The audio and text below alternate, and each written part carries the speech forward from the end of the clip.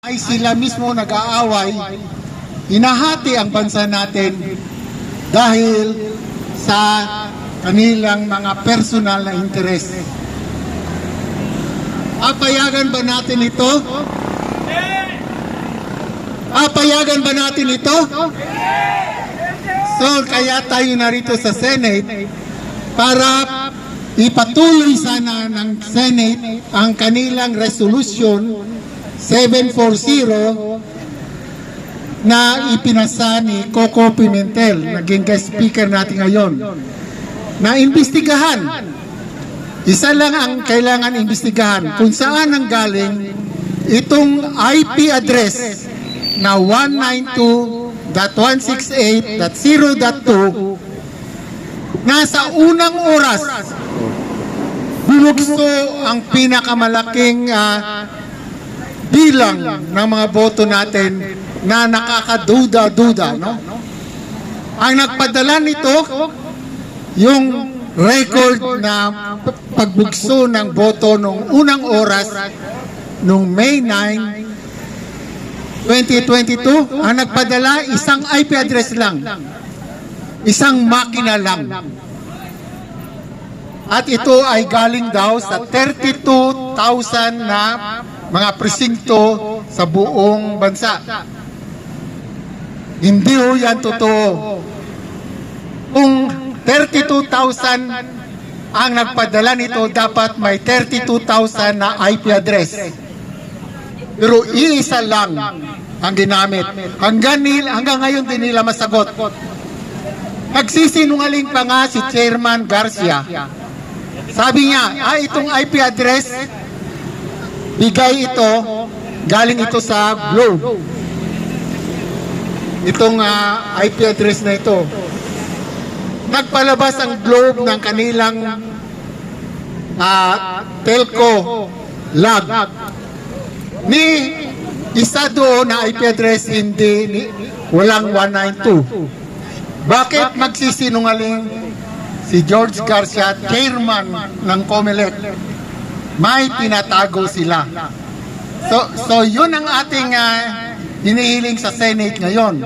Ituloy ninyo ang investigasyon kung saan ang galing ang 192.168.0.2 at doon natin makikita kung talagang walang dayaan noong eleksyon. Nagsampa rin tayo ng kaso sa Supreme Court at anong sinabi ng COMELEC? O sige, magbukas tayo ng ballot box. Pili kayo. Sabi niya sa atin. Pili kayo. Buksan natin. Bilangin natin yung balota sa loob. I-compare natin, kumpara natin sa pinadalang election results. At doon natin malaman kung may dayaan o wala. Umili kami noong January, itong taon na ito, yung mga ballot boxes sa Santo Tomas, Batangas. Walang reaksyon ang COMELEC. Hanggang dinala namin sa Supreme Court, napilitin ng COMELEC na gampanan nila ang sarili nilang resolution na magbukas ng ballot box. At yung napili namin ay yung ballot boxes sa Santo Tomas, Batangas. Itong sinampa namin sa Supreme Court ay noong April, itong taon na ito. Hanggang alam mo ang ginawa ng COMELEC? Noong pagtaos na sampa, April, noong first week of July, mga July 2 yata yon, nagpalabas ulit sila ng resolution na ayaw na namin magbukas ng ballot box. Kala ko walang dayaan. Kala ko ito yung magpapakita na walang dayaan. Bakit yung napili namin, yung ballot box sa Santo Tomas, ayaw na nila. Ayaw na nila magbukas ng kahit anong ballot box. Anong ibig sabihin yan? May tinatago talaga ang COMELEC. At kaya nagsisigaw tayo rito para gamitin ng Senate ang power nila to investigate in the aid of legislation na tignan mabuti itong 192.168.0.2 Dahil ito ang magpapatunay na talagang may dayaan noong eleksyon ng 2022. Kaya narito tayo ngayon hapong na ito. At maraming salamat sa inyong lahat. Buhay ang kalayaan! Buhay ang magsasa! Buhay!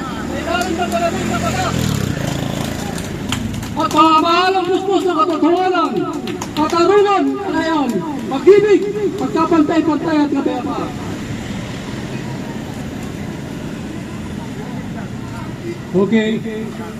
Ang susunod natin na magkarumpati ay si Colonel Odonio. Colonel Leonardo Odonio. Siya ang nag-ano dito. File ng mga kaso at... Colonel Odonio! Mabuhay si Colonel Odonio! Mabuhay! Kailangan pong maimbestigahan ng Senado! Imbestigahan! Imbestigahan po ang hinihingi natin ngayon! Dahil itong si Amy Marcos, na kapatid ni BBM, tinutulungan ang Senate Resolution 740.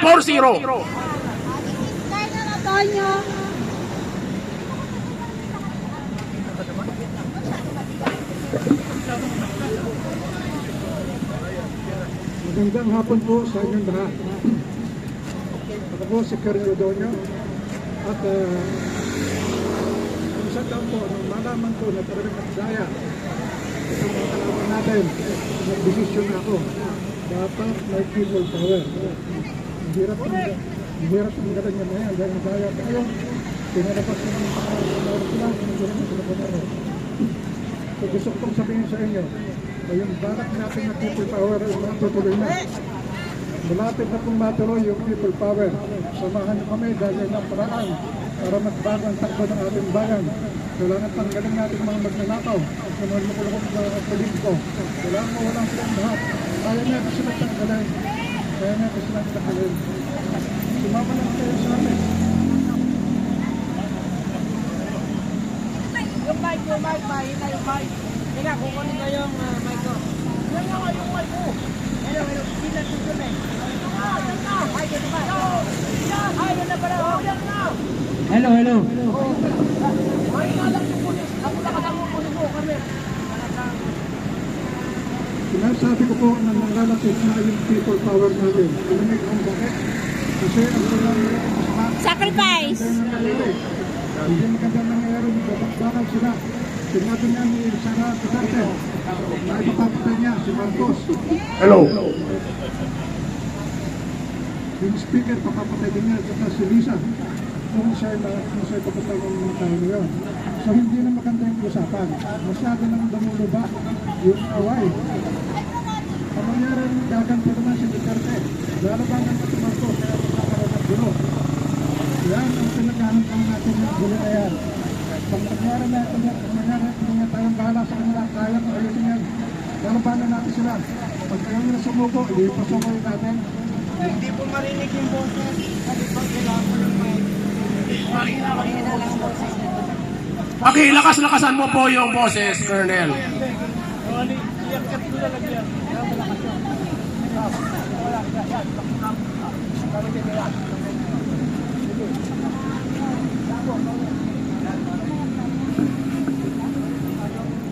Gusto ko pong pagpatuloy. Napakasama ng kalagayan ng ating bayan. Kung nanood lang kayo ng TV kahapon, makita niyo si Sara Duterte nagsasalita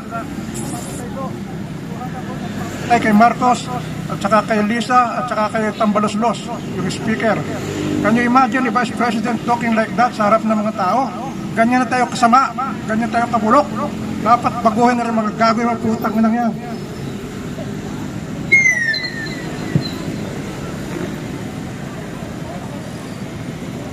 Gusto ko pong malaman ninyo na yung plano namin ready na. Naka-ready na yon. Naghihintay na lang ng implementation. Ako yung magdi-declare, okay, tuloy na tayo.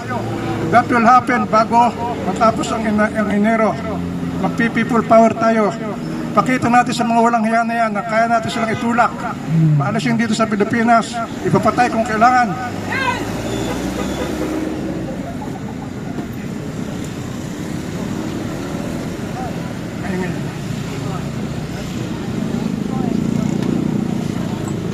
Gusto ko pang malaman ninyo na ang mga plano natin yari na. Kumpleto na. Pati organization. Lahat yari na. Kailangan na lang kaunting pera para yung matulungan natin yung mga tutulong sa atin sa ating people power. Yan na lang hinihintay at nakikita ko na bago lumampas ang Enero, nakayari na tayo. Wala na yung mga walang hiyang yan. Tatanggalin natin. Kaya kong tanggalin yung mga yan. Huwag kayong matakot. Huwag kayong matatakot na sumama dahil gusto kong maintindihan ninyo na under our Constitution, ang taong bayan lang ang may karapatan at may kapangyarihan na tanggalin ang gobyerno. Hindi yung military. Hindi pwedeng lumabas ang militar dito. Hindi nila pwedeng tanggalin yung gobyerno dahil bawal yan sa ating Constitution. Tayo lang mga taong bayan ang dapat magtanggal sa mga gagong gobyerno natin. Kaya huwag kayong matakot sa parting yan. Bukod sa ron, magkakasama tayo. Yung military, kasama natin. Tutulungan tayo ng military. Nangangako ko sa inyo yan. Nakakausap ko na sila. At tutulungan tayo. Dahil yung military naman, makita lang nila na marami tayo sa kalsada na humihingi ng pagbabago. Kikilos po yung mga yan. That's the only time na kikilos sila. Kaya magparami po tayo para mabigyan ko ng satisfaction. Yung military, dapat na silang pumilos. Sa akin din po silang naghihintay ng signal kung dapat na silang pumilos. Kaya dapat pumilos na tayo, mag-ipon-ipon na tayo, mag-recruit na tayo ng mga kasama, mga kaibigan, mga pinsan. Sabihin nyo na marapit ng people power at yan lang ang paraan para magbago ang Pilipinas. Walang mangyayari sa atin, mabubulok tayong lahat kung hindi natin ito baguhin. Kaya ang pangalan ng aming grupo, Kapisanan Tungo sa Pagbabago. Ang ating objective ay pagbabago. Ngayon, gusto ko pong ipanawanag sa inyo na yung pagtanggal kay Marcos at kay Duterte, hindi naman po yun ang talagang objective natin. Ang objective natin ay mawala sila para ang taong bayan makapaglagay ng bago leadership. Yung leadership na pwedeng magpatakbo ng maayos ng Pilipinas, dalhin tayo sa lugar na magiging maligaya tayo. Yan ang ating intention, hindi yung sumuko man sila o hindi, tuloy pa rin yung ating balak na pagbutihin ang buhay ng Pilipino. Tayo lang ang makakagawa niyan dahil yung mga kalaban natin, yung mga oligarchs, wala yung pakialam sa atin. Yung mga politiko, wala rin pakialam sa atin yan. Tutulak natin sila sa ilog para doon sila maglangoy. Kaya humingi po ako ng tulong sa inyo. Wala naman po tayong gagawin kundi magpakita. Pag nagsabi kong people power na bukas, magpakita lang kayo in groups sa kalsada, pakita natin sa kanila. At kung si Marcos ay hindi umalis sa Malacanang, papakisapan ko yung military. Pumunta kayo sa Malacanang at sabihin nyo na the military is not supporting you anymore. Like yung ginawa ni General Reyes kay Erap. Kasi nagkakagulo na ang ginawa ng military. Kinausap ko yung Chief of Staff, sabi ko sa kanya, Angie, baka pwede mong sabihan yung presidente natin na wala na kayong suporta para mawala yung gulo. So sabi sa akin ni Angie Reyes, General Reyes, Sir, sabi niya, pagkasma ko sa PMA, sabi niya, Sir, hindi lang ikaw nagsabi sa akin niya, kaya gagawin ko talaga yan. On the same day, nagpunta siya kay, pangalan to, sino presidente ito? Si Erap, nagpunta siya kay Erap, sumaludo siya. Sir, you must leave Malacanang. Wala nang suporta ang military sa inyo. Hindi umalis siya, walang naging violence sa ginawa sa people power. Yun din ang gagawin natin.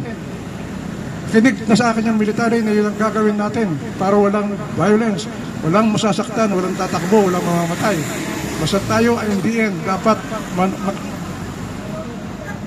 end dapat manalo tayo laban sa kasamaan ng mga nasa gobyerno at ng mga oligarchs na walang ginagawa kundi magpayaman sa kanila. Kailangan makontrol natin ang bansa na ito. Tayo magdikta kung ano maganda sa atin.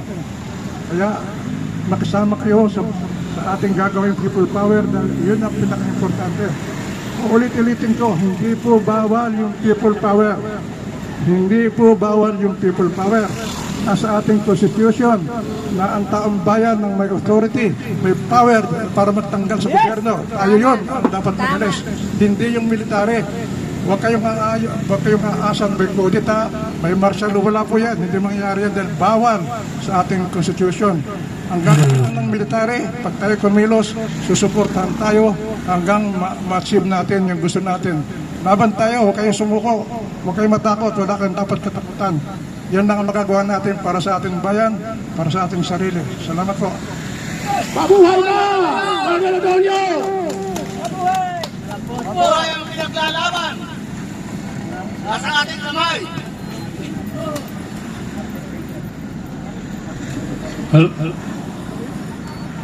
Okay.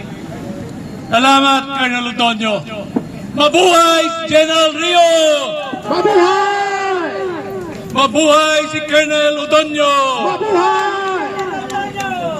Ang susunod natin na taga-tarumpati ay si Ginoong Homer Reyes. Homer, nasa ka? Homer? Mabuhay si Homer Reyes! Mabuhay! Si Homer Reyes ay tagapagtalumpati ng Patak. Magandang hapon sa lahat sa inyo, sa mga grupo nga nandito, sa lahat ng grupo, magandang hapon. This is Homer Reyes representing Patak para sa Justisya at Demokrasya and a former chairman of Liberal Party Manila, Matatag. And tumatayo rin bilang TCG Tindig Pilipinas, lumalaban magmula noon pa, magmula sa EDSA. At ngayon, mga kaibigan, nakakalungkot lang, kanina nalaman ko, na itong anak at mga supporter ng anak ng dating presidente nila. Naging presidente nyo, marahil. Pero kasi ako, hindi ko itinuring na presidente to. Yung nakaraang pangulo nila. O naging pangulo nyo. I'm sorry to tell, talagang hindi ako, magmula nung maupo itong si Digong Duterte, hindi ko siya itinuring na presidente. Sa makatwid, kasi hindi sa pagmamayabang, kakulay ko dati si Chris Aquino. Pero nung naupo itong Jamdubong ng Davao, siya na ang naging kakulay ko. Ito na ako. Dahil lumabas ako sa kalye, sa kalsada, lumaban para sa demokrasya, para sa ating bayan.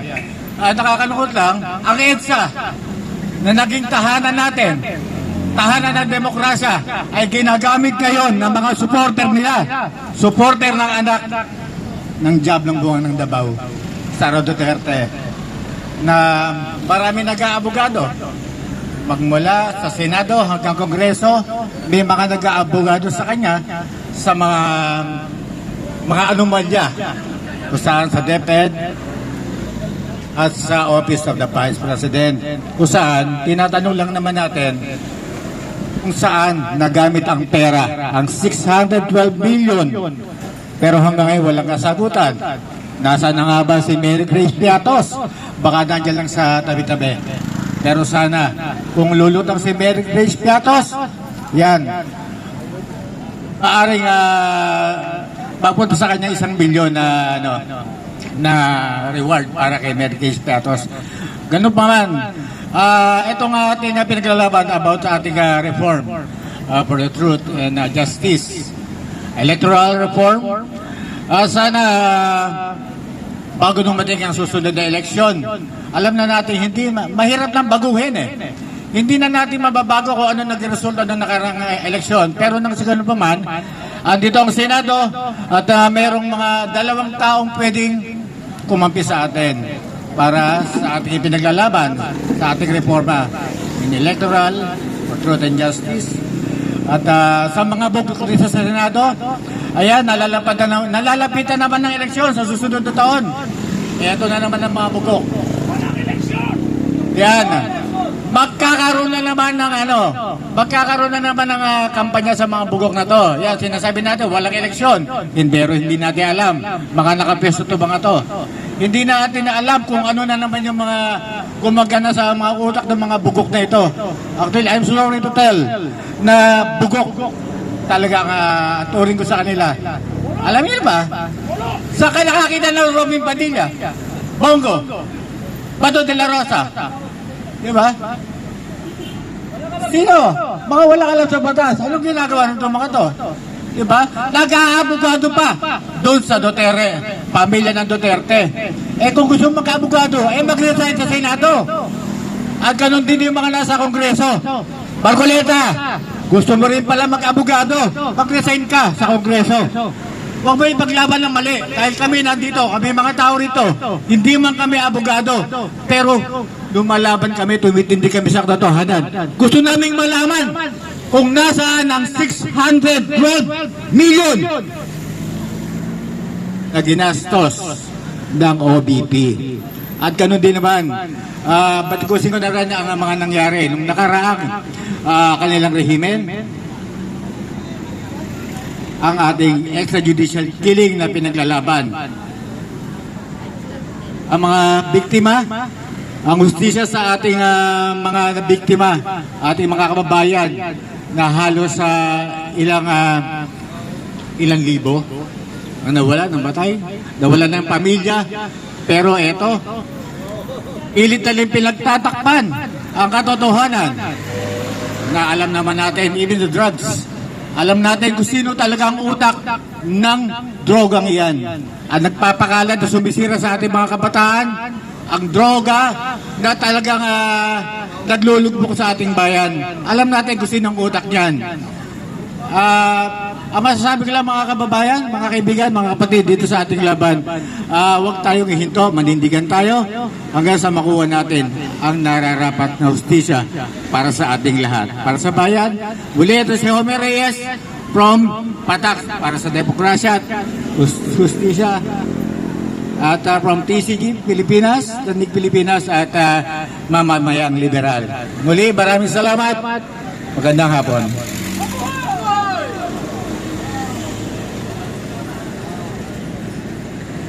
Salamat, Homer. At bago tayo pupunta sa susunod na tagapagtalumpati, ay tatawagan ko muna yung ating dalawang cheerleader na pumunta rito para mag-lead ng cheering. Si Archel Gallardo at si Brother Ronnie Amoroso. Cheerleading para sa grupo. Ronnie, asan kayo? Archel?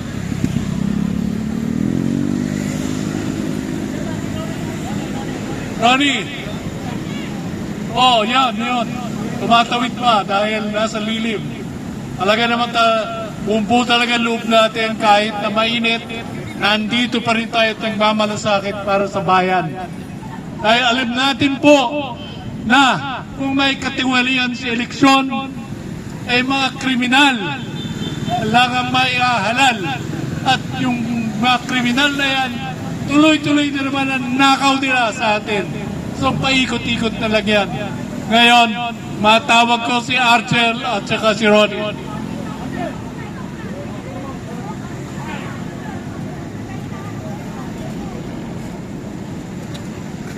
Ako po, uulitin kong muli yung aking sinabi kanina.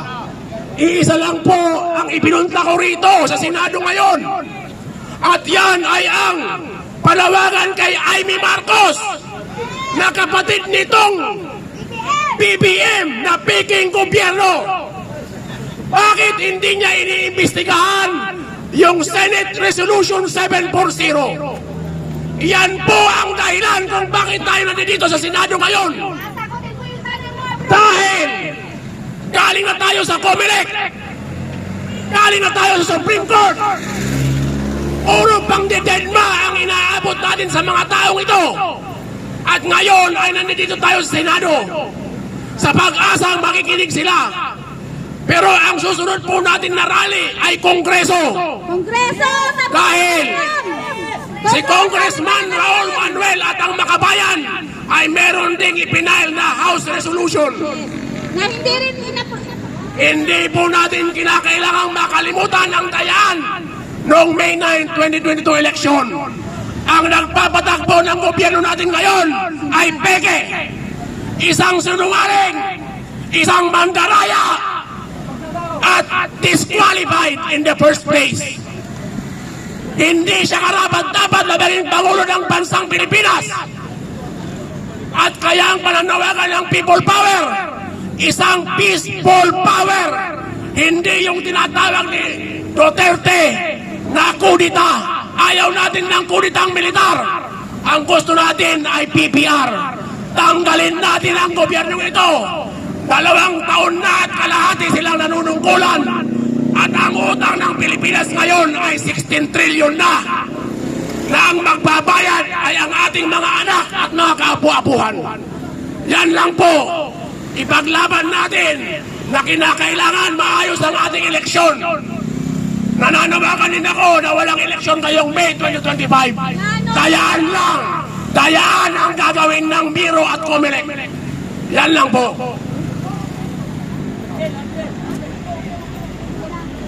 Bago ako magsasalita, no, gusto ko munang pasalamatan yung kaisa-isang nating kasamahan na si Bro Orlando Pelayo po. Actually po, isa po siya sa initiators dito sa event na to.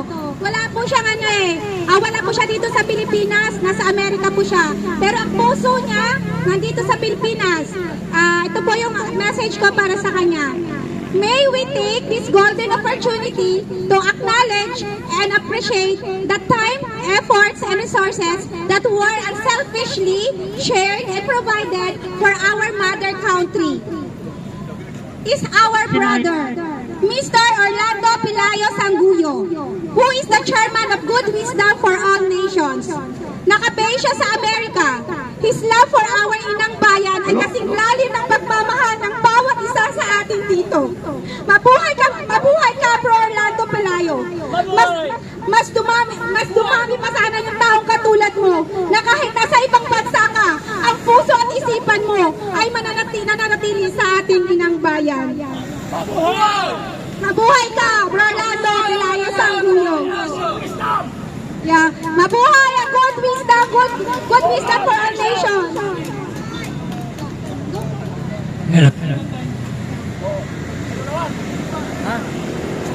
Ito pa sa totoo lang, sasabihin ko sa inyong lahat, no, itong gobyerno na to ay pinamupunuan tayo ng mga sindikato. Sila itong yung mga apat na ahensya ng ating gobyerno. Ang Comelec, ang Kongreso, ang Supreme Court, at ang Senado. Bakit? Kasi itong Comelec Chairman Garcia na to, naglabas siya ng NBAC resolution to reopen the ballot boxes in Santo Tomas, Batangas. Ano ginawa niya? Nung dumating yung araw ng pagbubukas, sinabi niya hindi na matutuloy ang pagbubukas. Bakit? Kasi mabubukid sila kung paano nila dinaya yung 2022 national election. After nun, nag-file ng mandamos. Anong ginawa ng Trio?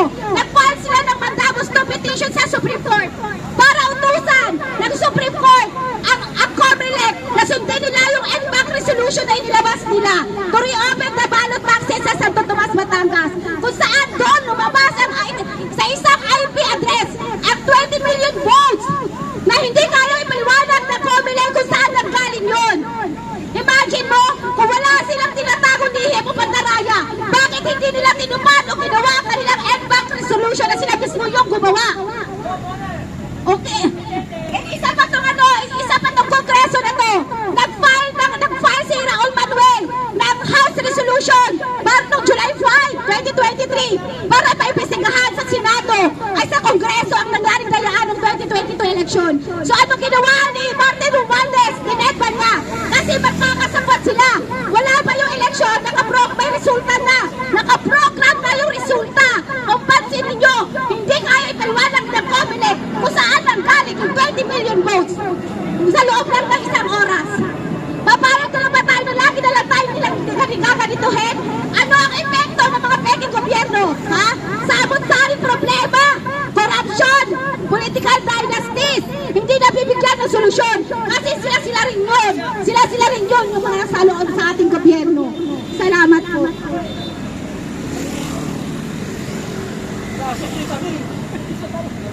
Okay, ang susunod natin na taga-talumpati ay si Mr. Aris.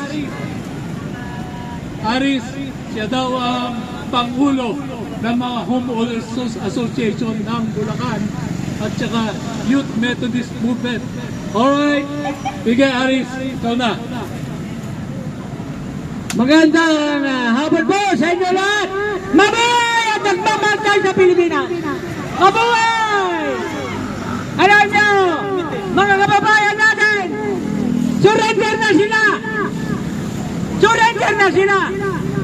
Kayo nandito, hindi kayo nag-surrender kasi alam ninyo, hindi ayos ang pamahalaan natin. Tayo, sabihin natin ang katotohanan. Sino man ang masaktan? Ano ang katotohanan? Ang katotohanan ay hindi na natin mapapagkatiwalaan ang ating gobyerno. Bakit? Wala ni isang organisasyon na nasa isipan niya ay okay. Privado man o public na tatanggap ng aplikante na magnanakaw, sinungaling at mga pa. Maraming utang bilyon-bilyon. Si Bongbong nag-apply na presidente ng Pilipinas. Wow! Pinatakbo ng gagong Comelec. Walang nagpapatakbo ng magnanakaw, sinungaling, at marami pang utang. Sa batas, sa saligang batas, bawal tumakbo ang pagpigil. Convicted si Marcos, hindi nagbabayad ng tax. Kita ninyo? Yun sa saligang batas. Ngayon, sa batas ng mga tumatakbo na halal, bawal ang convicted kasi ayaw natin ng magnanakaw convicted ay mananalo sa halalan. Bawal! Bawal din na kung ikaw ay hindi nagbabayad ng tax, hindi ka pwedeng tumakbo, mabutuan, umawak ng public office. Perfectly. Tignan nyo, 3 batas ang nagmabawal kay Marcos.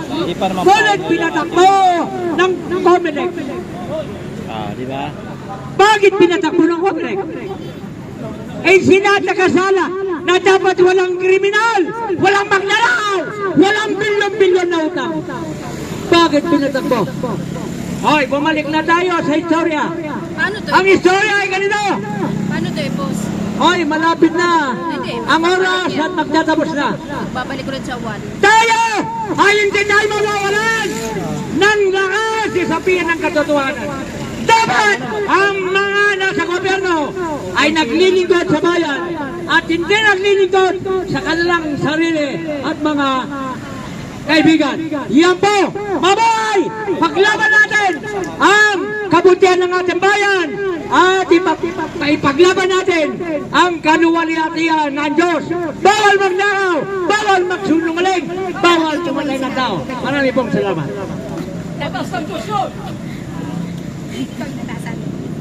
Bawal tumatay!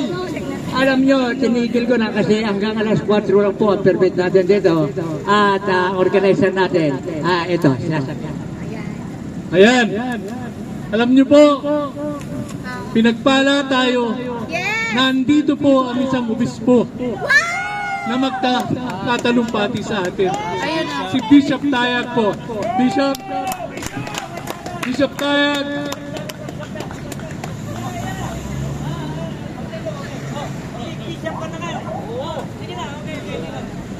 Si Bishop Tayag po. Ako po ay nagagalak na nung kami nilalabanan namin ang diktatorya ni Marcos, nandito si Nilo Tayag. Magkasama kami nung panahon na yan.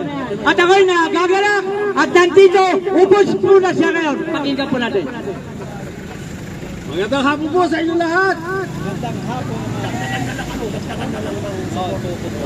Malugod po namin pinaabot kay General Eliseo Rio ang pakilisa ng GPI, ang God's People's Initiative. Palakpakan po natin ang God. Buhay!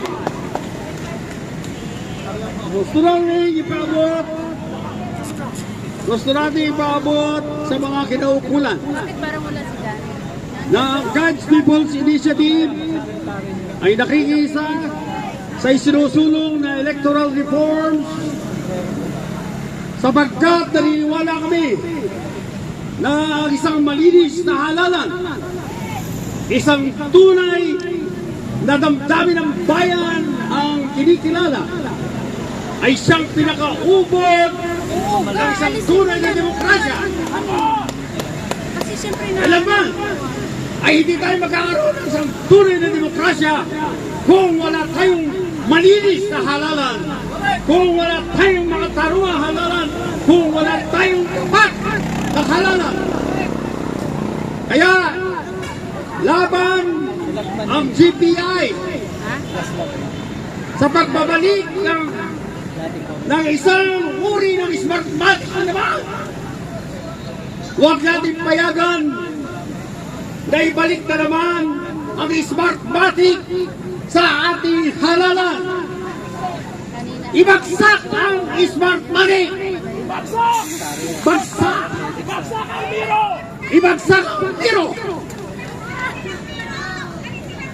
Alisin ang biro! No election! No election 2025!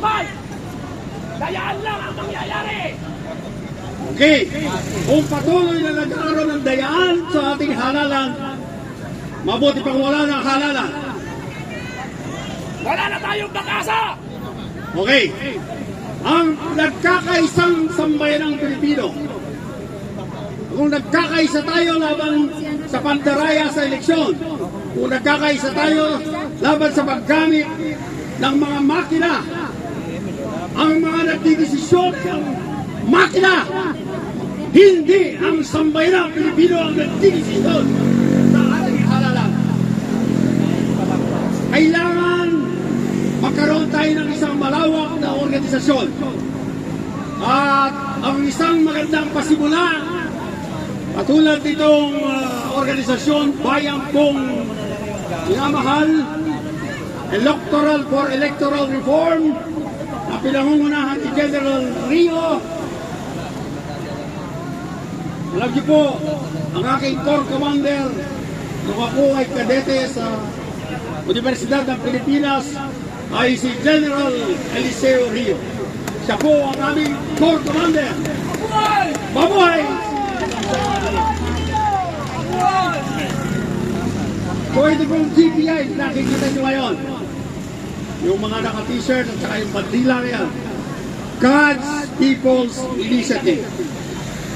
Ang inspirasyon po namin ay galing sa Panginoon Diyos. Sa pamamagitan ng banal na Espiritu, ang inspirasyon namin ay kailangan sumama kami. Kailangan makiisa kami.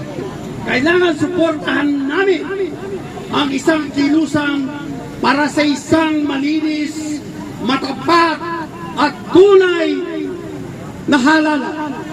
Matapat dahil ang tunay na pinili ng mamamayan, ang tunay na damdamin ng mamamayan ay siyang lumalabas sa isang halalan. Sa isang halalan na kontrolado ng mga dinastiya, mga pamilyang dinastiya. Kaya ang kailangan natin, ang isang halalan na pinapatnugutan ng mga tamang mga tao, pinapatnugutan ng isang tunay na COMELEC, hindi yung Smartmatic COMELEC, hindi yung Miro COMELEC, ang sabwatang Miro COMELEC, ang sabwatang Smartmatic COMELEC ay wakasan na. Alapakan po natin ang pagwawakas ng Smartmatic at ang Miro sa loob ng COMELEC. Kaya mga kasama, alalahanin niyo ang GTI. Lalawak ang lalawak itong organisasyon na ito. At isa sa mga advokasya nito ay ang isang malinis na halalan. Sapagkat ang malinis na halalan ay isang pinakaubod at pinakasentro, pinakapuso ng isang tunay na umiiral, buhay na buhay na demokrasya sa ating bayan. Maraming salamat po. Inyo lang.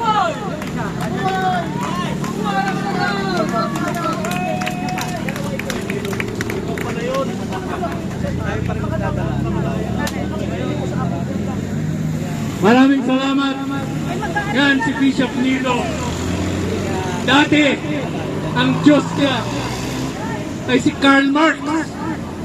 Ngayon, ang Diyos niya ay ang ating Panginoon sa taas. Kaya, maraming nagsisilipin patada sa atin. Ngayon po, ang susunod na tagapagtalumpati natin ay galing sa akademiya. Ito po, si Professor Harry ng De La Salle University. Harry Francisco po. Salamat po. Mabuhay tayong lahat. Ako po ay kahirang magsalita, pero salamat at pinasalita ko. Panahon pa ni Makapagal ay naisip na ako yung tatay, si Diosdado, na number 2 ang Pilipinas sa Southeast Asia noong panahon na yon. Mula noon ay alam ko na ang mga nangyayari sa eleksyon, sa lokal. Bumibili ng boto, binibili ng kalaban, may kaunting pananakot. Siguro pwede pa natin matanggap yun dahil ang tao na butante ang pumayag. Pero, ngayong panahon, lalo na ang nakarang May 9, 2022 election, hindi na katanggap-tanggap sapagkat ang COMELEC mismo na siyang magpaprotekta ng ating boto na napakasagrado ay ang mastermind sa pangdaraya na nagbigay ng mandato na peke sa mga opisyalis na nakaupo ngayon na dapat wala dyan. Tulad ng diskwalifikado na pinatakbo nila. At iba pa, na magugulat kayo bakit gano'n. Napatunayan na, galing mismo sa COMELEC, yung 192.168.02, isang IP address lang, 20 million plus, dumaan doon. Sabi ni Garcia sa Senado, Gov ang may-ari niyan. Sabi ng Gov, wala kami niyan. Smartmatic, sabi ni George Garcia. Sabi ng Smartmatic, wala kami niyan. Booking na. Kapal na mukha. Dapat nagre-resign na yung lintik na yan. George Garcia, wala kang hiya-hiya. Hindi ka na nahiya. Ang taong bayan dapat pagsilbihan mo. At ikaw dapat ang unang opisyal na maniniguro na ang halalan ay malinis at ang botong sagrado ay protektado. Pero hanggang ngayon, ayaw mo bang magbago? May miro-miro ka pa. Wala kaming maasahan na pagbabago. Ano po ang sagot kung ang dapat solusyon ay siyang problema? Ayoko nang sabihin, pero siguro nagkakaunawaan tayo sapagkat sabi nga, pag ang mga opisyalis ay ang problema, karapatan ng taong bayan, sila'y patalsikin sapagkat nasa atin ang power, tayo po ang gobyerno. Kaya magising na tayo at umasa na may pagbabago. Si Senator Pimentel nandito kanina, natulog ang Senado sa kanyang resolusyon na imbestigahin ang ginagawa ng COMELEC. Aywan ko kung may mangyayari pa dyan kasi nagbayaran na ang Miro at COMELEC. 8 billion mahigit. Magkano kaya? Magkano? So, dapat talaga ang electoral reform, may maasahan ba tayo sa aking sarili? Diyos ko po, ano po ang sagot? May pag-asa pa ba? Tumino ang eleksyon. Pag hindi tumino ang eleksyon, wala na tayo lahat. Sa kangkungan tayo populitin. Kaya gumalaw tayo, pagkumbinsi tayo ng karamihan na magising na at isulong natin ang electoral reform, lalo na hybrid election. Salamat po. Salamat. Salamat po.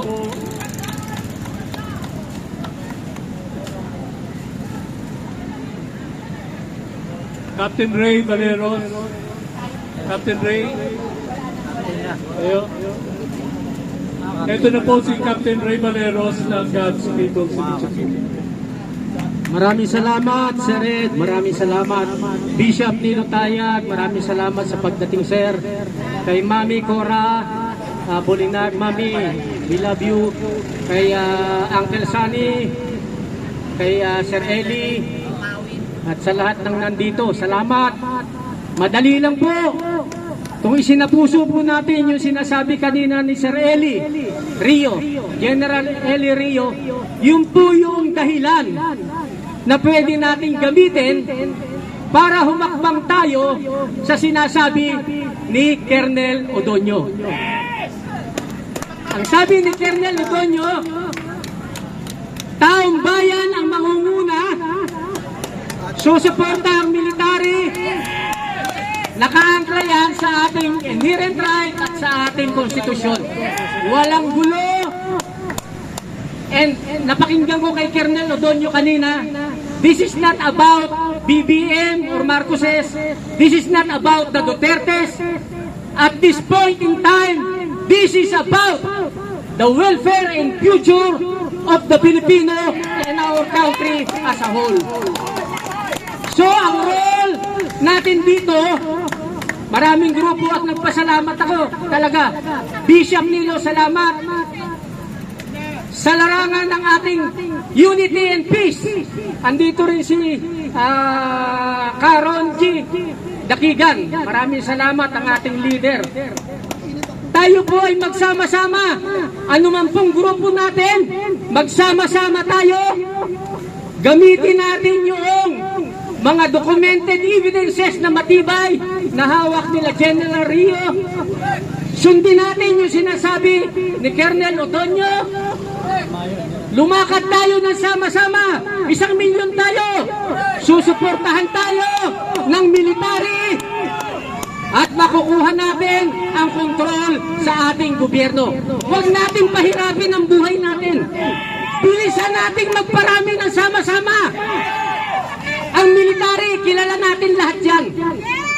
Mabubuti sila. Ang mga pulis, kilala natin lahat yan. Pag nakita nila na sama-sama na ang taong bayan, yan po ang ginawa ng God's People's Initiative. Pinagsama-sama natin ang mga Muslim brothers, ang MNLF. Pinagsama-sama natin ang mga ex-CBP, NDF, NPA na nagbalik loob sa gobyerno. Pinagsama-sama natin ang CPLA, ang mga silent, military, active and retired. Pinagsama-sama natin at taong bayan. Sumusuporta tayo kay General El Rio, sumusuporta tayo sa alyansa na nagkakaisang mamamayan, sumusuporta tayo sa lahat ng grupo, Electoral Reform for Truth and Justice, sa TN Trio natin, sumusuporta tayo. Lahat sinusuportahan natin bago ako magtapos para tayo mas magkaunawaan at magkaintindihan. Isang tabi natin yung affiliation natin sa politika. Diyan muna. Kung maka-BBM ka, diyan muna. Kung maka-Duterte ka, dyan muna.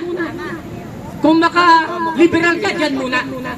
Kasi pag dinala natin to sa laban, divided tayo.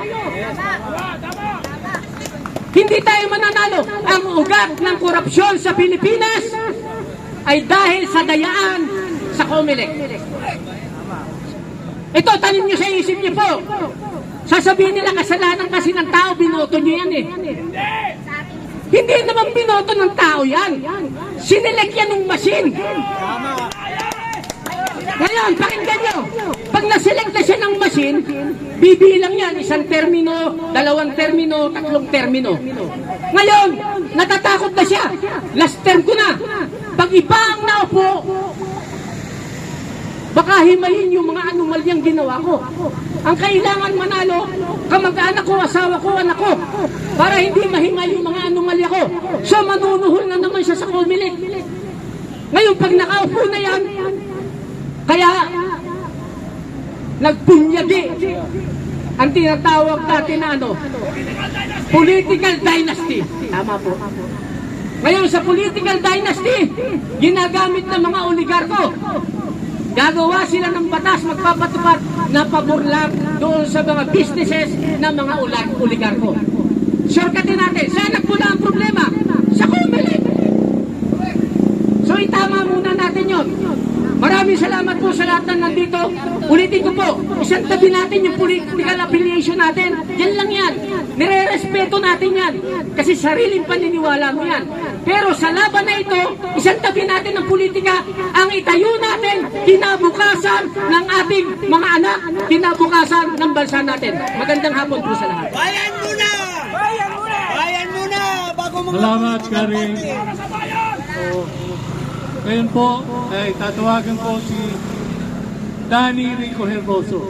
Danny, asan ka? People's Action Coalition!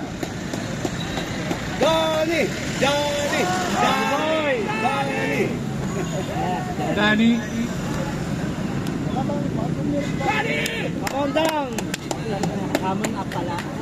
Action! People! People's Action! Ito po si Danny Rico Herboso. Magandang hapon, salamat po kay Edwin. Salamat sa mga nakauna sa akin. Nadinig nyo naman siguro ang mga mensahe nilang lahat. Kailangan natin pagsama-sama, pagkakaisa, koalisyon sa laban. Hindi na natin kailangan kumbinsihin na nasa harapan natin. Kaya nga tayo nandito dahil naunawaan na natin ang ating layunin. Ang dapat natin kumbinsihin yung mga kasama natin sa labas, yung mga nasa kapitbahay, yung mga nagtitinda dyan sa paligid, na ang kanilang intensyon ay mabuhay lamang sa pangaraw-araw na pangailangan ng kanilang buhay. Ang dapat natin baguhin, yung ating ding sarili, yung ating pananaw. Sumama ka ba sa laban na ito dahil kumbinsido ka o nayaya ka lamang dahil may merienda? So kinakailangan mindset. Mindset lang ang kailangan natin. Ang panawagan ng People's Action Coalition ay total political and social change. Para magkaroon tayo ng total and political social change, kailangan natin baguhin ang ating sarili. Nandito tayo sa isang layunin. Nandito tayo para ilaban ang tama. At hindi na natin kailangan kumbinsihin ang narito sa harapan natin. Kundi yung mga nakikinig, yung mga nakasakay sa mga sasakyan, sa mga walang pakialam, sa mga pin-sitters, sa mga nag-uobserba kung ano ang ginagawa natin at kung bakit, ano ang layunin natin. Yung kargador, driver ng G-Lighting, sumama kayo sa amin! Yan ang kailangan natin pagkakaisa. At yan ang panawagan ng People's Action Coalition. Ang People's Action Coalition na may 84 ng chapters nationwide, 2,400 active members, nakikilos yan sa tamang panahon. Hindi tayo nakikipagkaisa lamang sa maikling sistema, sa maikling panawagan. May nakalatag tayong direksyon. At ang lahat ng yan ay ating susundin. So sa mga kasama ko rito, marami na. Maraming members. Palabasin nyo ng lahat yan. Huwag na tayo maghintay na tulad ng isang sinabi kanina. Kakaunti pa, babalik na lang ako. Hindi ka naniniwala sa layunin na ito. Nakakahiya ka. Ang problema pang isa, gusto niya siyang leader. Huwag nating pag-usapan ng leadership dito. Mas malaki ang grupo ng iba, mas kakunti ang iba. Pagdating sa laban na ito, sama-sama tayo. Huwag nating tingnan kung sino ang leader dito. Ang tingnan natin yung direksyon ng laban na ito. Yun ang kailangan para ma-achieve. Dahil kahit na nagdami ng grupo na yan, kung ang members natin ay sila pa rin, Hindi tayo dumadami. Dumadami ang grupo, hindi ang membro. So yun ang dapat nyo tingnan.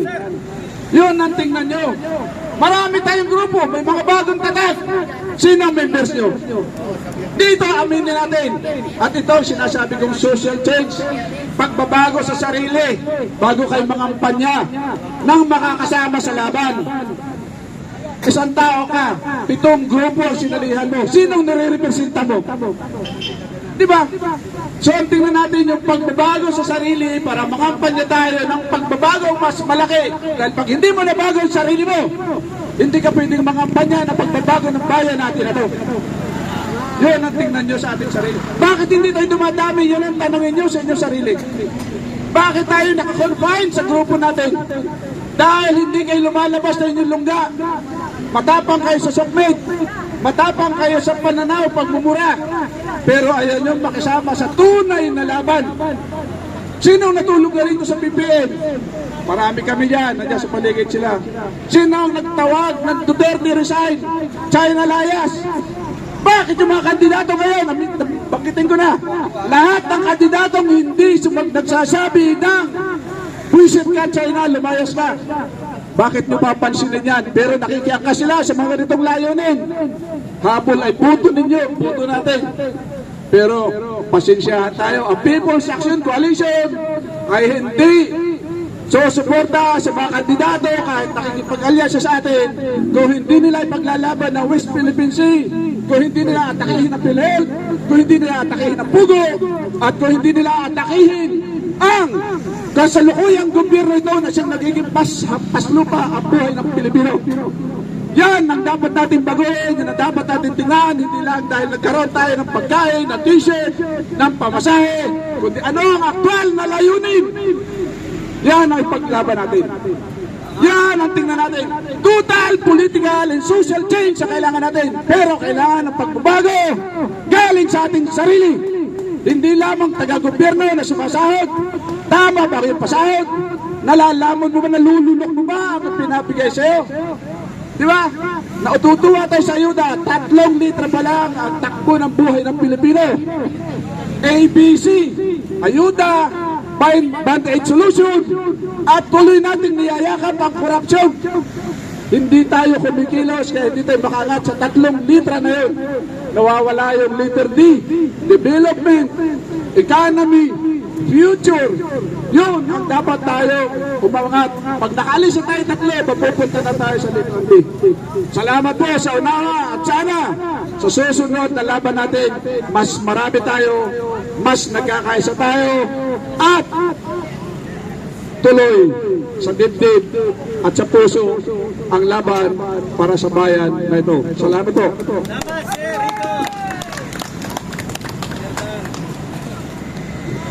Maraming salamat, Kadani. Ating pong kakahinggan ang ating susunod na tagapagsalita, si Ma'am Cora.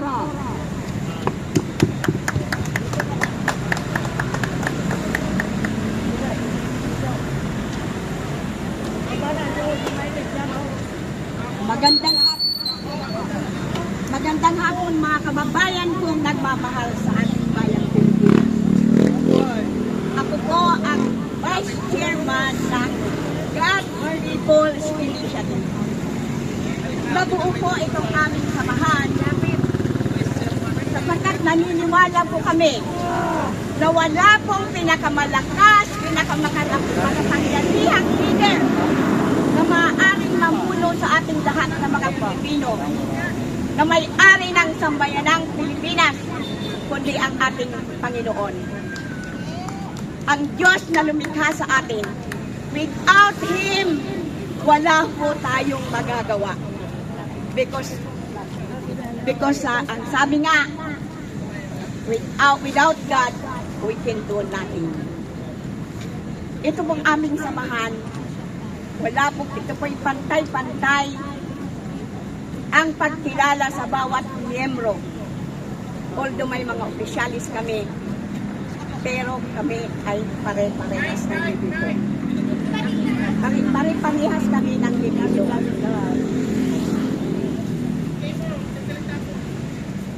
Ang layunin po ng God's People's Initiative ay pag-isahin ang sambayanang Pilipinas para sa layunin palayain ang bayan natin na hanggang sa mga sandalin ito ay alipin pa rin ng ignoransya at ng kahirapan. Yan po ang pinakain namin, na magkaroon po tayo ng isang bayan na nagkakaisa, united, peaceful, mapayapa, bountiful, mayaman, at progresibong sambayanan. At ating pong i-advocacy na ang Pilipinas ay hindi para sa mga dayuhan, kundi para sa ating mga Pilipino. Wala pong ibang magmamay-ari ng ating bayan, kundi tayo. Lamang po ay naumpisahan tayo ng mga dayuhan na itinanim sa kaisipan natin ang pagiging mediocre natin. Tayo ginawa nilang mga mangmang, hindi nila tayo hinayaang alamin natin kung ano tayo bilang mga Pilipino. Yung wala pa po sila, matatalino na tayo, marami na tayong alam-alam na gawin. Pero nung dumating ang mga dayuhan, ang itinanim sa kaisipan natin, mga mangmang tayo, wala tayong alam gawin kung hindi galing sa kanila. Yan po ang nais natin baguhin. Patunayan natin na tayo mga Pilipino ay matatalino at matatapang. Bakit po tayo mga duwag? Sapagkat hindi po natin alam ang ating mga karapatan. Hindi po natin alam kung paano natin ipagtatanggol ang mga inherent rights natin, pati ang ating karapatan sa ilalim ng ating konstitusyon. Sapagkat sa laylayan po ng ating bayan, hindi po itinuturo yan. Hindi po tayo iminumulat kung ano tayo, kung sino tayo, kung anong mga karapatan natin. Kaya mga kababayan ko, panahon na. Ang aim po namin, kung maaari, pag-isahin lahat ng mga organisasyon sa ating bansa. Sectoral, maging religious organization. Yan po ang aming nagsusumikapan ngayon. Sapagkat, mga kababayan ko, kung magkaisa po tayong lahat at gagalaw tayo ng isahan with the help of our Lord at ating lumikha, wala pong hadlang na hindi tayo magkatagumpay. Pagkat pag nagkaisa po tayo sa tulong ng ating Panginoon, yung ating tagapaglikha, wala po tayong gagawin na hindi natin magagawa sapagkat siya po ang pangunguna sa atin. Kaya ito po ang God's People's Initiative. Nangunguna po ang Panginoon at nagawa na rin po namin ang paraan na makasama natin ang mga military. Sapagkat sabi ko nga po, kahit maghapon, magdamag tayo sa kalsada, kung hindi tayo suportado ng ating mga kapatid sa militar, wala rin mangyayari. So, sangkap na po tayo ngayon. We have the Lord God Almighty. We have the military. At tayong lahat, mga kababayan kong Pilipino, wala na pong dahilan upang hindi tayo magtagumpay. Mabuhay po ang bansang Pilipinas.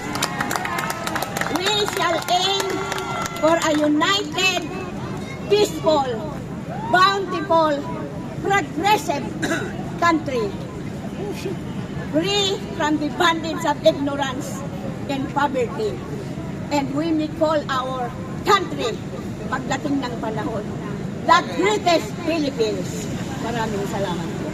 Mabuhay ang God's People's Initiative. Salamat, Ma'am Cora. Ngayon po, tulad ng pinangako natin sa mga kapulisan, sa mga security force ng Senado, tayo po ay makikinig sa huling dalawang tagapagtalumpati. Ang una dito sa dalawa ay si Karonji. Isang mapagpalang hapon sa ating lahat. Pinilit kong makarating sa pagtitipon na ito upang maipabot sa inyo ang aking experience sa Hocus Picus na ito. Dati po akong Vice Mayor sa bayan ng Herona sa Tarlac.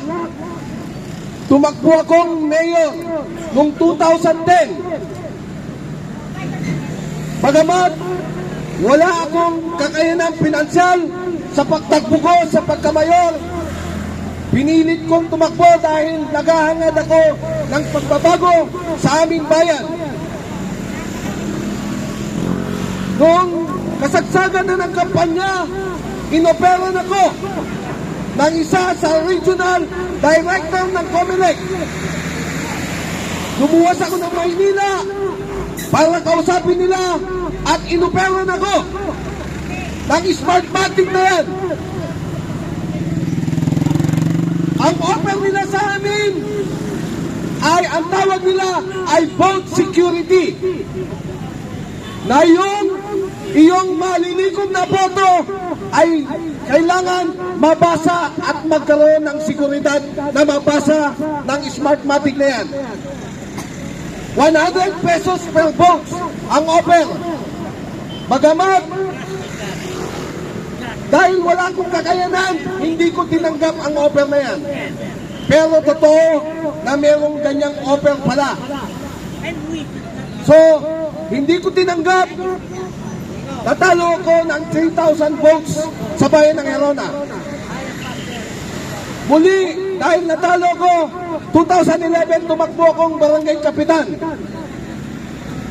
So, pagtakbo ko ng kapitan, nanalo ako dahil ang bilangan ay manual. Hindi po ginamit ang Smartmatic. Sumunod, 2013, lumaban akong party list nominee. Ang party list namin ay 1 to PGBI. Muli, inopero na naman ako ng Smartmatic na yan. Ganun pa rin, 1,000 per votes. Pero silang mamimili kung saan ka bibigyan ng boto. At doon ka magko-concentrate na lagyan ng maraming tarpaulin ang area na yun. Hindi ko pa rin tinanggap. Una, wala akong kakayanan magbayad sa Smartmatic na yan. Subalit, matapos ang eleksyon, nakakuha ko ng 120,000 votes nationwide. Ang party list namin ay 1 to PGBI. At alam nyo ba, na dati PGBI lang, pag nagpa-amenda ka ng pangalan ng iyong party list, magbabayad ka ng 3 million. Bagamat, ang aking boss doon ay si Gringo Unasan, ang abogado namin na nagpa-amenda ay si Attorney George Garcia na siyang COMELEC ngayon. Kaya, sinasabi ko ito, tama na meron pa rin dayaan sa Smartmatic. Nabago man ang Smartmatic, ginawang Miro, pero ang mag-ooperate po niyan, yun pa rin mga IT ng Smartmatic. Ngayon, kung hindi ho tayo kikilos at magkakaisa para baguhin ang sistema elektoral, walang kwenta po yung mga boto natin ngayon. Kasi talagang talamak ang dayan. Mas maganda siguro yung proposal na gawing hybrid na lamang. Bakit? Sa totoo lang, ang random testing na ginagamit ng Smartmatic nung nakaraan ay ano na yan, nasa sistema na yan nung Hocus Picus na yan. Kaya kalokohan, gagamitin pa natin yung ganitong klase ng eleksyon. Buti pa kung magmamanual tayo ng botohan. palagay ko, mas mababasa yung ating mga boto.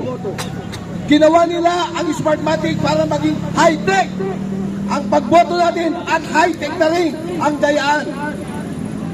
So muli, kailangan maging vigilant tayo.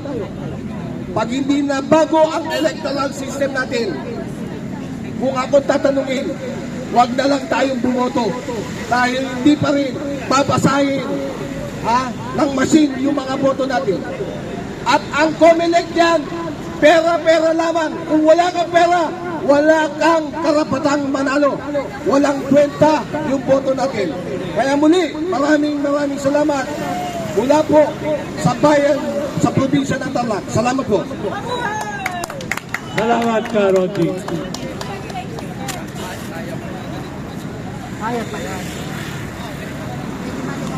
Ang Ed, sandali lang po. Kayo na po susunod.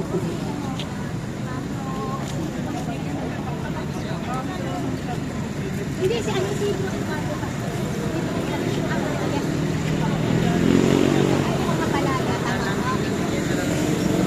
halika na dito. Ang susunod na magsasalita, walang iba yung leader ng Fighters for Good Governance, si Brodante Lardizabal. Kala ko ikaw na. Ibig sabihin, sasalita.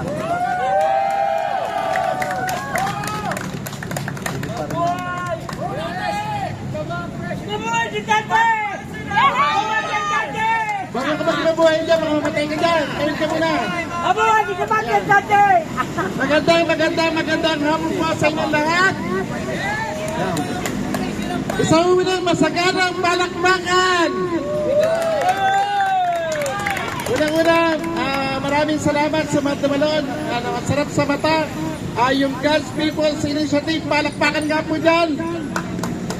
Parang walang buhaya, di ba kamalakpak? Gutom ba yan? God's People's Initiative, palakpakan. Ayan, yung mga taga Pasig naman po dyan, Pasig. Si Bok Sangguyo, nandiyan pa ba? Wala na. At ang Fighters for Good Governance. Okay, maraming salamat po. Papunta pa lang po tayo sa exciting part. Yayanagin po natin ang Supreme Court. Tama po ba na yanig na natin? Nayanig na natin ang COMELEC. Ngayon naman po, yayanig natin ang Senado. Bukas pakalawa ang Kongreso. Ang papapunta na tayo unti-unti sa Malacanang. Susunod sa Kongreso. Wag lang po kayong mainip at wala pong bibitaw. Papunta na po tayo sa exciting part. At sa tulong ng aming mga siklista, sasagataan po natin ang haharang sa atin hanggang makarating tayo sa nais nating marating. Ang importante po, nandiyan kayong lahat. Maraming salamat po.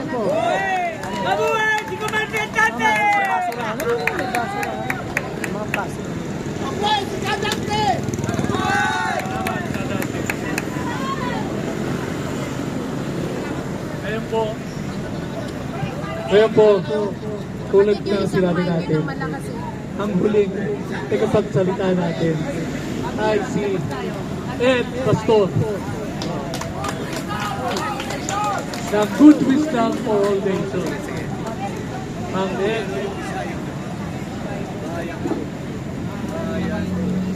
Okay na sila dyan, okay na sila. Papuntahin nga dito. Puro ako. Ano masusuporta ni Puro Ope? Doon sa Magandang hapon po mga kababayan ko. Doon sa Taglera. Sa likod pala. Marahil sa huling pananalita na inyong maririnig ngayong hapon ito,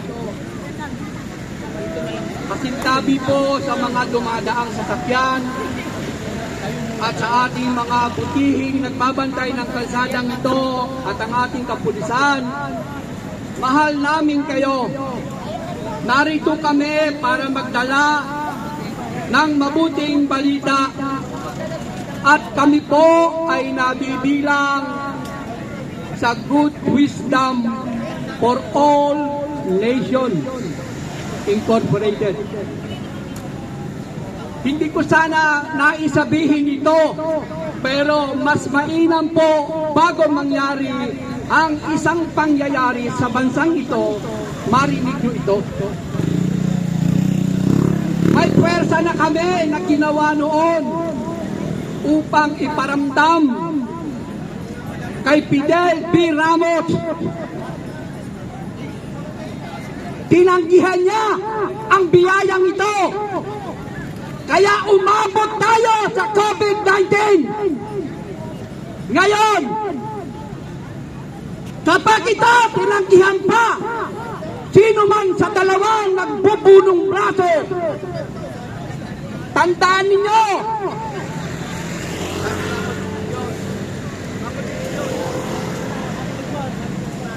ano ang problema? Nagkaroon tayo ng kasunduan sa saligang batas na ito ang dapat mamayani sa ating lahat sa puso't isipan. Hindi ang ating mga kaisipang haka-haka palapalagay. Kami ay nagsasalita rito na may dalang lunas. Alam ba ninyo yan? Magtipon man kayo sa EDSA, punuin nyo man ang kalsada ng Israel ng Robinson. That's all. Nothing. Why? Kasi hindi nyo naintindihan kung ano ang konstitusyon.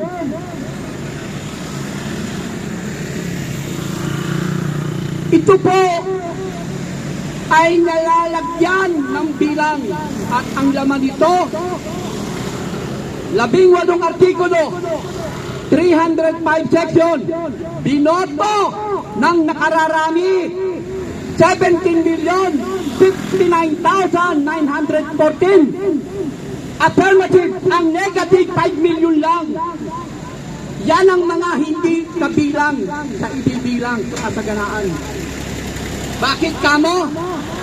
Maraming namatay ng COVID-19. Ang good wisdom hindi nagsasalita sa gitna ng kalsadang ito na walang dalang lunas. Ano man ang grupo naglalakbay dyan sa EDSA, walang dalang lunas. Dinadala lang nila ang kaisipan ng mga tao sa walang laman. Nililigaw. Sino man sila. Ang saligang batas ay nagpapatibay. Naalala nyo ang base militar ng Amerika inalis sapagkat nakasulat dito aalis sila sa 1991. Alam nyo ba bakit hindi pwedeng magalaw ito ng sino man? Saksi buhay kami dyan. 3 dyaryo ang hawak ko. Panahon ni Ramos, tinangka niya yung pirma. Pinasalang namin sa opisina. Sumunod, kanino? Yung people initiative nila, hindi rin natuloy. Tapos ngayon nag-ingay uli sila ng tsa-tsa, lalong hindi na rin matutuloy. Bakit po? Nag-aaway na sila. Pare-pareho namang walang dalang lunas yung mga yan. Ang hanapin po natin dapat at paninindigan, ano ang nasa konstitusyon? Ano? Sino sa inyo may dalang konstitusyon na nilagdaan natin noong 1987 na ang nakalagay dito standard of living, pero nagpersonala ng lahat. Nagpersonala ng mga nakaupong politiko. Sila lamang masagana sa buhay sa kanilang mga pamilya. Kaya kung hindi tayo magsasama-sama at walang maglilinaw nito, ako na nagsasabi sa inyo, walang pupuntahan ang sino man. Sapagkat ang nakasulat sa konstitusyong ito, we, the sovereign Filipino people, imploring the aid of Almighty One, Father. Sino may dala ng aid? Ang nag-iisang Almighty One. Kayo mag-isip, ibibigay nyo ba ang gintong kaban sa ganitong pamahalaan? Ibibigay ba ng Diyos yan? Hindi. Sakripisyo, pagtatalo-talo, away, kampi-kampi, kanya-kanya, ang mararamdaman. Ngunit, salamat sa anim. Inuulit ko, salamat sa anim at kami ang pampito. Sapagkat ang pampito ang may dala ng solusyon. Hindi lang namin pwedeng sabihin sa inyo. Bakit? Baka ipapatay nyo kaming lahat. Bakit? Yan ang trabaho ni Lucifer. Magnakaw, magwasak, at pumatay. Ayun, nagpapatayan na sila ngayon. Kaya sa pamamagitan nyo mga brothers ko, mga may uniform, ang pagkakaisa pag may tawag na pulong, magkaisa, walang uuwi. Tulad lang yan sa panahon ni Gideon. Makikipagdigma ang Diyos sa lupa. 10,000 sundalo ang kasama. Pero ang lumaban, 300 na lang. Sapagat alam ng Diyos ang nasa puso ninyong lahat kung ano ang inyong paninindigan. Hindi isasama dito na ang laman ng puso aagam-agam. Kaya nga, tuwirang ko sinasabi sa inyo, ang Good Wisdom for All Nations Incorporated may dalang solusyon sa Pilipinas. At kanina sa likod ng tambladong yan, narinig ko Coco Pimentel. Kung itong grupo nito ay makapagbibigay sa ekonomiya ng Pilipinas, makikisa siya. Kung alam nilang ni Senator Coco Pimentel, nandito kami. Pero hindi kami nanghihila ng kamay sapagkat ito ay hindi pinipilit. Ito'y inihahandog. Kaya sa pamamagitan ng inyong pagkakaisa sa amin, muli, ang huling kalapating paliliparin ko. Bakit kailangan lumipad ang kalapating yan? Ano may history sa kalapating yan? Yang kalapating yan ang ginamit ng Savior sa panahon ng Israel nang pumatong sa balikan. Sapagkat siya may dala ng lunas sa mga nagkasala sa panahon ng bayang Israel. Ano pa ang isang kalapating yan na ginamit ng Diyos sa panahon naman ni Noe? Sa pamamagitan ng kalapating yan, muling nagpalabas ang Diyos. Mamuhay ang tao. Pero dito sa kalapating ipaliliparin ko, yung dalawa na nasa Comelec, ito ang pangatlo. Nawa, pag may patawag, sama-sama, para makinig ang ating amang bathala na naririyan, lampas dyan sa kalulapan at langit niyan. Na tayo ay pakinggan sa ating daing, sapagkat yan ang ating nilagdaan sa konstitusyon. Kaya nga, kayong mga nakaupo dyan, may konstitusyon ba kayo? Si Amang Dr. Rizal, bago yumaon, sumulat ang 2 aklat. Alam niyo na yun kung ano yung 2 aklat na yun. Nandun ang lihim ng mundo kung ano nangyari. Ngayon tayo may konstitusyon. Humihingi tayo ng tulong. At yung tulong na yan, tanging ang Almighty One Father lang ang may hawak yan. Kanino binigay? Take note. Kanino binigay? Pag sinabing tulong mga brothers, ginto at pilak yan. Hindi yung perang ating ginagamit. Yung ginagamit natin, walang halaga. Bakit? Kaya nga nagpapatayan eh. Hindi pinahahalagahan.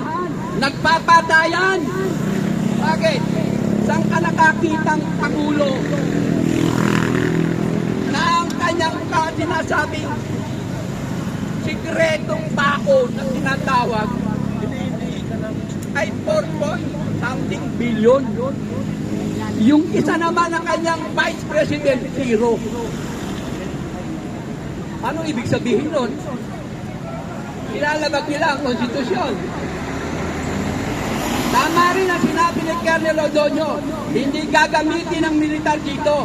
Pero take note, inuulit ko sa inyo, mayroon kaming nakahandang 3 batalyon. Pag dumating tayo sa puntong yan, bakit sinasabi ko yung 3 batalyon? Kasi sila ang bantay ng ginto at pilak. Kapag nilabas yan, lahat ng kalsada dyan sa EDSA luluwag. Alam nyo ba kung ano ang lunas sa trapiko? Itanong nyo kay Sara kung alam niya ang lunas sa trapiko. Alam nyo ba kung ano ang lunas sa baha? Itanong nyo sa kanila kung paano mawawala ang baha. Dalawa lang yan. Tuwira kong sinasabi sa inyo, kapag ang Good Wisdom for All Nation umalagwa na, wala ng baha ang buong Pilipinas. Bakit? Sa Diyos yan eh. Sa Diyos po yan. Ang Diyos lang ang nagpalubog sa baha sa panahon ni Noe. Ngayon, naintindihan niyo po ang ibig kong sabihin mga kapatid. Kaya ang Good Wisdom for All Nation may dalang lunas. Ayon sa ating kasunduan, hindi ayon sa ating mga palagay. Ayon dito, 17 million tayo, nasan yan? Ano ang hinihingi sa batas para matapos ang mga dynasties na yan? Saan ka nakakita? Nakasulat na, bulag pa sila hanggang ngayon. 37 years na ang batas na to. Wala pa rin pagbabago. Bakit? Mali ang spelling nila sa dynasties eh. Ang nakalagay doon sa section 26, article 2, ang linaw. Depende sa ipapaliwanag ng batas. Eh, ipinaliwanag na nga eh, sa Tagalog lang eh. Bawal! Bawal ang dynasties! Bakit hanggang ngayon tumatakbo sila, 2, 3, 4 batas? Bawal! Diba? So, anong puwersa ang dapat itapat sa kanila? Ipaalam! Ano nangyari sa eleksyon noon? Patuloy na gaganyan nilang talaga nila yan. Iisa lang ang nakasulat sa batas.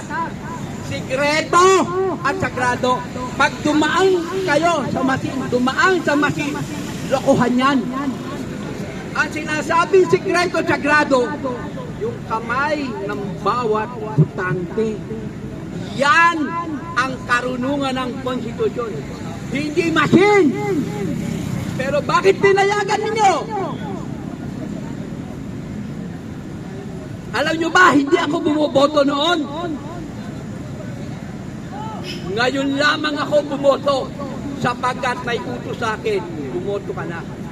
Titiklupin ko na ang Luzon at Visayas Mindanao. Kapag, tulad ngayon, kung nandyan lang si Senator Loren Regarda, siya mismo ang nagsabi nung siya newscaster sa Channel 2 noon.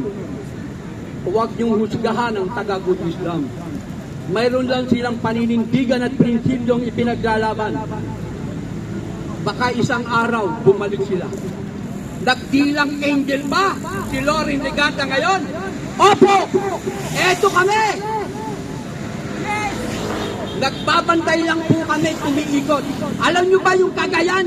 Tsaka yung dulo ng Tugigaraw? Nilakad ng pako yan.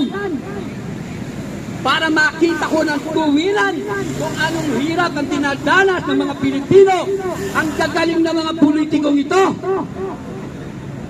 Pero yung ating mga senador, nagawa nila 24 senador, hindi naging 25, hindi gawin 30, baka makagawa ng lunas. Bakit hindi nila magawa yun? Eh nakasulat eh. Nakasulat sa konstitusyon, 24 lang. Magko-congressman ilan? 250 lang. Bakit hindi nila ginawa ng 500 para mas magagaling sila? Eh nakasulat eh. 250 lang.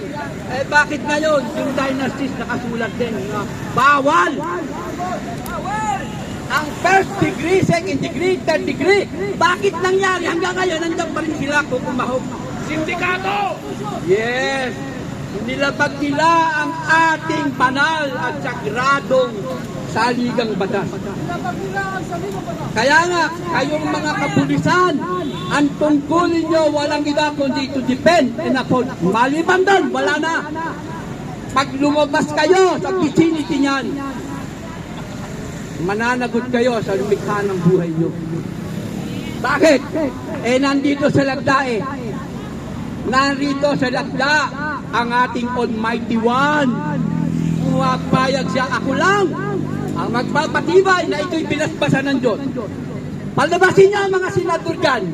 Ipaliwanag niya sa ating harapan, ano ang katibayan na ito'y binasbasan ng Diyos. Ano? Baka binasbasan to ni Lucifer, kaya tayo nagkakaganito. Pero ang inyong mahal na kapatid na si Eduardo Masangkay Pastor, apo sa tuhod ni Guillermo Masangkay, tagapagsalita noon ni Andres Bonifacio, pinakabatang sumapi sa Kilusan. Ako po ay apo sa tuhod. Hindi ko alam ganito ang aking magiging buhay. Naglakbay na kami ng mga kabundukan, Quezon, hanggang Bisaya, hanggang Mindanao, upang mapatunayan ko, totoo ba, naghihirap tayo? Totoo. At ang gumawa niyan, walang iba, kung hindi ang mga politiko. Ano ang dapat gawin? Alisin na sila. Nakasulat pa rito, pwede silang alisin. Yes! Nakasulat dito, Section 3, Article 16. Hindi dapat ihabla ang Estado ng walang pahintulot. Eh, sinong Estado magbigay sa inyo ng permit? Para alisin sila. Ito nga lang, ayaw magbigay ng permit eh. Nakuha nyo? Pero, mangyayari ba yan? Nakasulat. Nilagdaan natin yan. Ngayon, tanong, paano ang gagawin ng Almighty One? Para burahin sila. May dalawa lang at tatlo. Kapatid. So, sinesenyas na ang aking kapatid. Sa susunod nating pagkikita, malalaman ninyo ang mga tadhanang mangyayari. Salamat po. Magandang hapon muli mga kapatid. Maraming salamat. Ito, papakula ho ng ating simbolo ng kapayapaan. Alauna, 1, 2, Bumalik na ang Buddhista. Palalayain na ang sambayanang Pilipino. mga kababayan, magsimbang tayo po tayo lahat at ating